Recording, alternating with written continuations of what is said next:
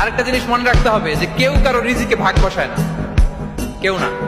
আমরা অনেকে মনে করি যে আমি ওকে দিলাম, ওকে খাওয়াইলাম, আমি বোধহয় খাওয়াইলাম। না, সে আপনারটা খায় নাই, সে তার রিজিকই খেয়েছে। কারণ পাপী হৃদয় নিয়ে তুমি আল্লাহর পথে দাওয়াত ও জিহাদ করতে পারবে না। কদ আফলাহা মান যাক্কাহা ওয়া কদ খাবা মান দাসাহা। যে পবিত্র হয়েছে সে সফল, আর সে ধ্বংস হলো যার ভিতরটা কলুষিত হয়ে গেছে। তোমার ভিতরটা কলুষিত হয়ে গেছে, তোমার ভিতরে কোনো রকম চেতনাই নাই আল্লাহর পথে দাওয়াতের এবং জিহাদের, এটা ধ্বংস করে ফেলা হয়েছে।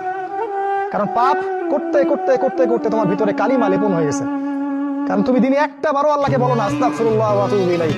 খেয়াল করে দেখবা, কোরআন তেলাওয়াত শুনে তোমার চোখ দিয়ে কখনো পানি পড়ে না। কখনো কি খেয়াল করেছো যে কোরআন তেলাওয়াত তোমার সামনে দিন রাত করা হচ্ছে, তোমার চোখ দিয়ে এক ফোঁটা পানি বের হচ্ছে না?